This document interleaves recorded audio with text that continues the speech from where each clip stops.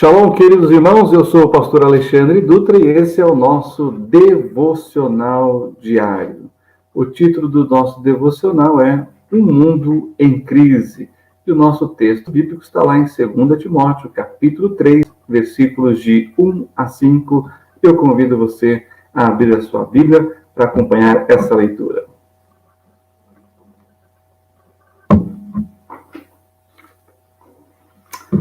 Na epístola do apóstolo Paulo a Timóteo, na segunda epístola do apóstolo Paulo a Timóteo, capítulo 3, versículos de 1 a 5, nós lemos o seguinte: Sabe, porém, isto, que nos últimos dias sobrevirão tempos trabalhosos, porque haverá homens amantes de si mesmos, avarentos, presunçosos, soberbos, blasfemos, desobedientes a pais e mães, ingratos, profanos, sem afeto natural, irreconciliáveis, caluniadores, intemperantes, cruéis, sem amor para com os bons, traidores, obstinados, orgulhosos, mais amigos dos deleites do que amigos de Deus, tendo aparência de piedade, mas negando a eficácia dela. Destes, afasta-te.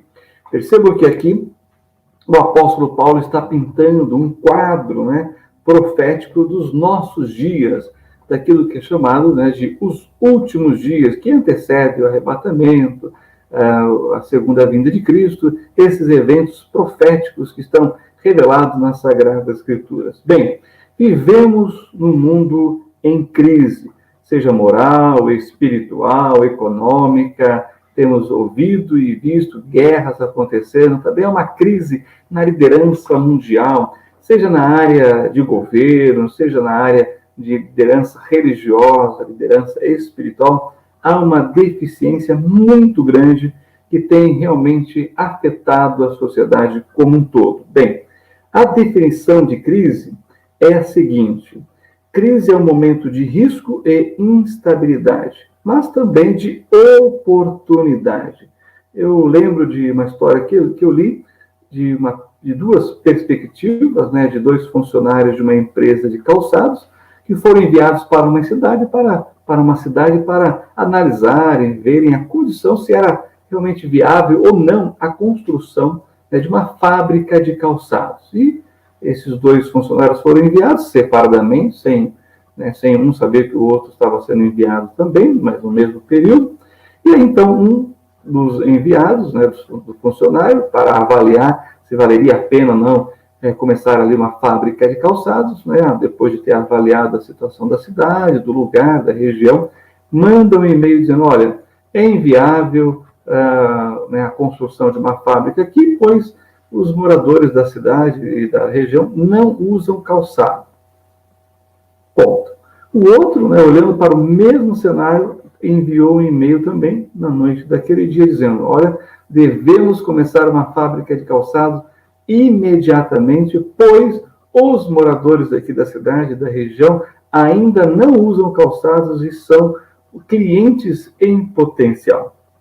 Perceberam? A situação é a mesma, mas a perspectiva é diferente. Perceba que o primeiro funcionário não viu oportunidade alguma naquele cenário. Já o segundo funcionário viu uma grande oportunidade no mesmo cenário. Assim é a questão da crise.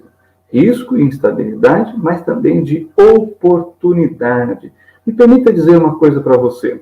O mundo nunca sairá de crise. Eu não sei se você tem percebido, mas nós saímos de uma crise, entramos em outra crise. Saímos de uma crise e entramos em uma nova crise, tá bom? Bem, até que o reino de Cristo seja estabelecido na terra, nós viveremos de crise em crise. Portanto, a pergunta que surge é: de onde vêm as crises? Qual é a questão espiritual que nós devemos, como discípulos de Cristo, seguidores do Senhor, cristãos, evangélicos? A pergunta é: de onde vêm as crises? De várias fontes. Porém, eu gostaria de destacar pelo menos duas delas, de acordo com o texto e o contexto de 2 Timóteo, capítulo 3. Nós já lemos a parte inicial, mencionando toda esta questão que envolve o mundo no qual vivemos, o homem que vem se afastando de Deus e todo o resultado disso. Porém, eu quero responder essa pergunta citando um outro texto das Sagradas Escrituras para fazer esse contraste, né?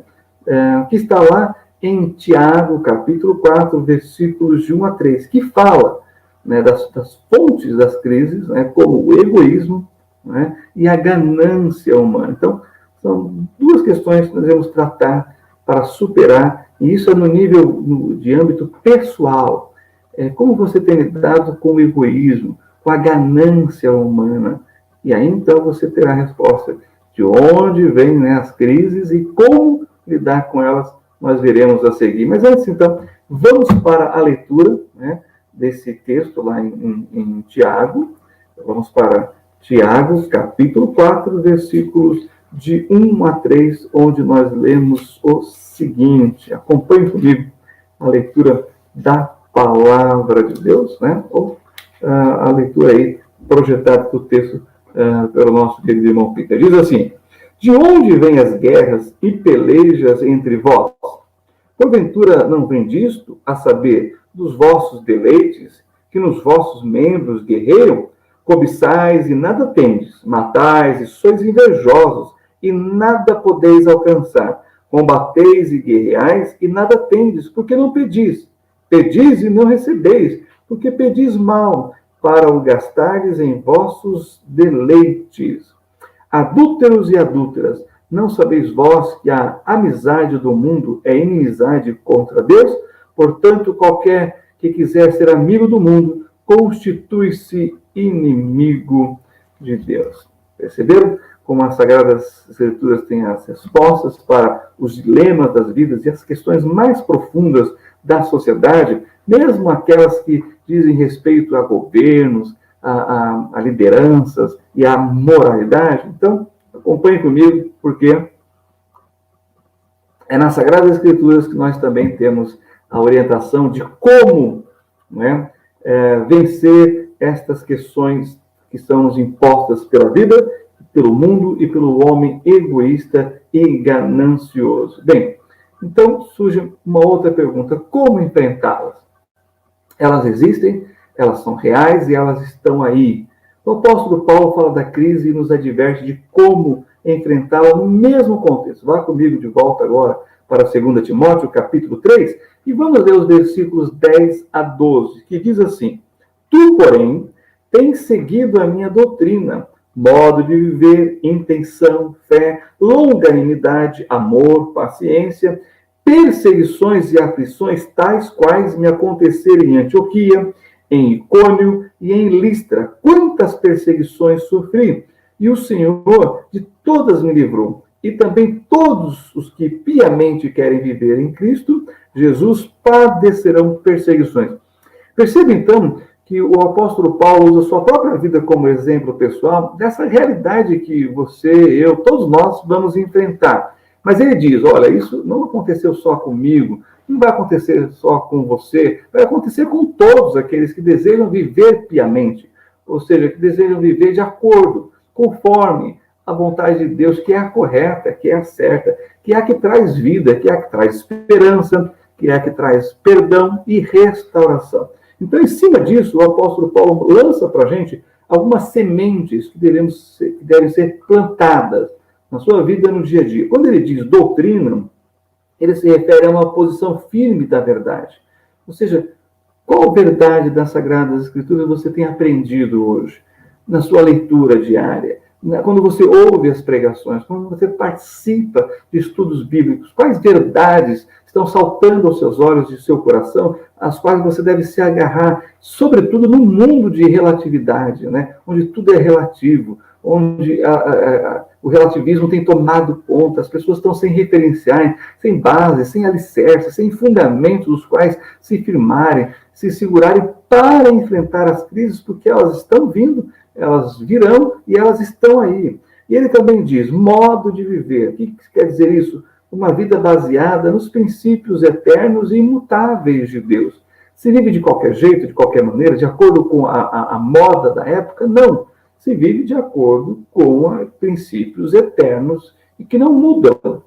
vem moda e passa moda, e eles continuam lá, porque são verdades, são princípios eternos, baseados no caráter imutável de Deus. Portanto, são essenciais, como a família, né? Como o respeito, como a dignidade humana, coisas das quais nós temos como valores universais, estabelecidos, inclusive, na nossa herança judaico-cristã, que tem os seus fundamentos nas Sagradas Escrituras e que vão influenciar, por exemplo, as constituições dos países e das nações, né, que tiveram essa influência do testemunho cristão em suas vidas, tá certo? Bem, nesse texto o apóstolo Paulo continua dizendo, ele fala sobre intenção. Intenção fala do coração puro diante de Deus e do próximo. A intenção vale, e é importante você ter a intenção correta para fazer as coisas darem certo, para fazer a roda girar, né? E não criar obstáculos e empecilhos, mas uma boa intenção vai fazer com que as coisas caminhem naquilo que é certo, porque aí vem a prática, né? Quando ele diz fé, né? Ele fala de uma confiança inabalável em Deus. Se você não tiver essa confiança em Deus, como sair de casa? Como arregaçar as mangas e ir para a luta? Como buscar ter vitória no dia a dia? É a fé que move o homem, né? A fé de que as coisas vão melhorar de acordo com a sua atitude, com aquela intenção que leva você a praticar uma fé genuína, verdadeira e que pensa no bem-estar, inclusive, de outras pessoas. E ele diz também sobre longanimidade, que é a bondade estendida, porém firme e resignada. Nós devemos ser bons e não bobos. Isso é a benignidade do Senhor. Uma benignidade que estende a sua bondade, porém de uma forma firme e resignada. E ele vai dizer ao amor, né? Claro, o amor é uma decisão da vontade. Você decide amar, você decide canalizar as suas forças, a sua energia naquilo que você ama. E o Senhor Jesus diz, olha, onde estiver o seu coração, ali estará o seu tesouro, não é verdade? E ele também diz sobre paciência, essa perseverança tranquila, né? Que não se exaspera com a aparente demora, mas que permanece firme e resoluta. Essa é uma boa definição de paciência, né? Uma perseverança tranquila que não se exaspera, né? Com a aparente demora, mas que permanece firme e resoluta até ver a sua esperança sendo alcançada, sendo realizada, chegando e fazendo a diferença nesse mundo tão indiferente às necessidades humanas.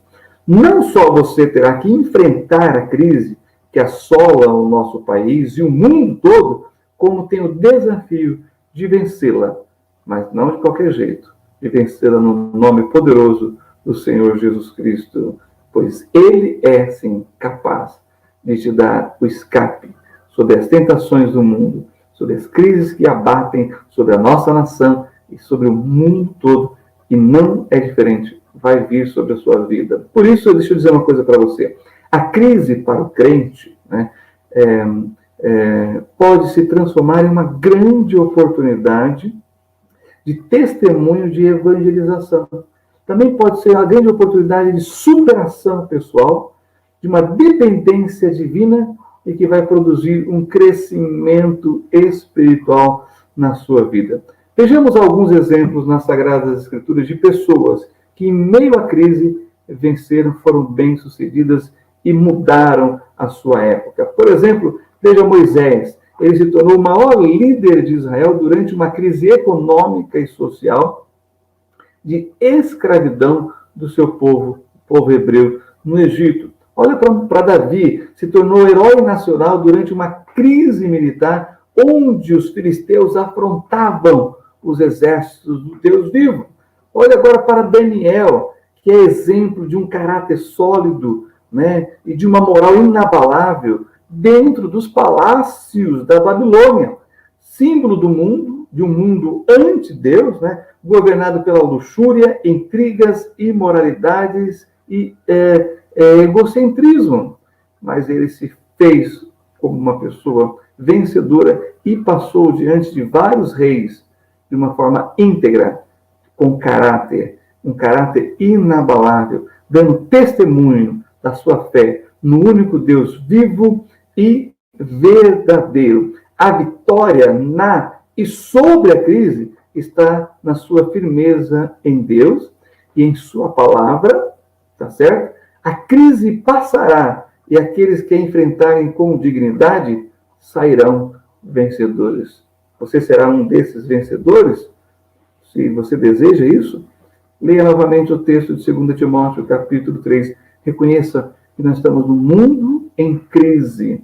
Mas eu quero chamar a sua atenção agora para o texto de Paulo, aqui em Timóteo, capítulo 3, em 2 Timóteo, capítulo 3, porque ele diz também sobre o fim dos maus e os que seguem as orientações bíblicas. Vá comigo, então, para 2 Timóteo, capítulo 3, versículo 14, que diz assim: mas os homens maus e enganadores irão de mal para pior, enganando e sendo enganados. Mas e aqueles que seguem os princípios das Sagradas Escrituras? Diz 2 Timóteo 3, 14 a 17. Tu, porém, permanece naquilo que aprendeste e de que foste inteirado, sabendo de quem o tens aprendido, e que desde a tua meninice sabes as Sagradas Escrituras, que podem fazer-te sábio para a salvação, e pela fé que há em Cristo Jesus.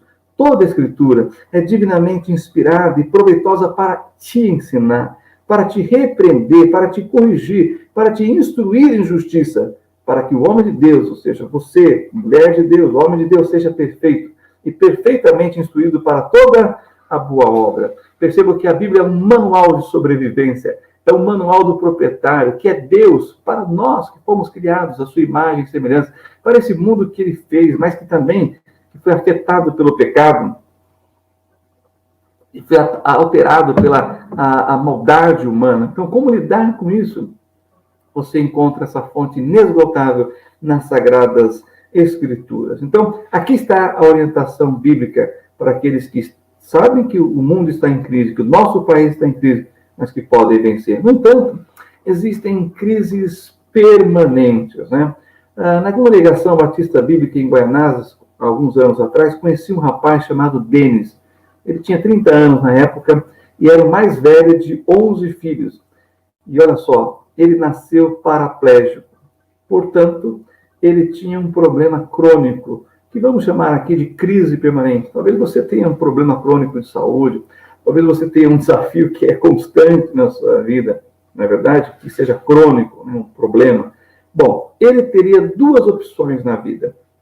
A primeira, buscar auxílio doença do governo e viver como inválido, né? Ou enfrentar suas limitações e ir à luta. O Denis escolheu a segunda. Ele foi à luta. E olha só que interessante. Ao escolher a segunda opção, eu descobri que Denis foi vitorioso. Ele superou as suas crises, inclusive a sua crise crônica, né? Dessa sua deficiência. E olha só, Denis trabalhava como operador de máquina numa multinacional, tirou carta de motorista, comprou um carro qual dirigiu durante 3 anos, né? E ainda fazia palestras motivacionais em grandes empresas para funcionários, executivos e empresários. Um testemunho de superação em meio a uma crise permanente, não externa, mas interna. Que o deu motivação foi o seu encontro com Jesus Cristo, para vencer as suas limitações físicas, a sua crise interna e também enfrentar as crises externas no mundo competitivo. Mas Denis se tornou uma pessoa vitoriosa em meio às suas crises. Concluo, então, com o texto que está lá em 2 João, segunda epístola do apóstolo João, capítulo 2, versículos 15 a 17, que diz: Não ameis o mundo, nem o que no mundo há. Se alguém ama o mundo, o amor do Pai não está nele. E o mundo aqui é um sistema contrário a Deus, resistente às coisas de Deus, à verdade, à harmonia, à paz, né? Ao equilíbrio, aí um interesse competitivo, cruel, né? onde as pessoas se aproveitam da fragilidade do próximo. A Bíblia diz, não ame esse mundo, não ame essa filosofia, né?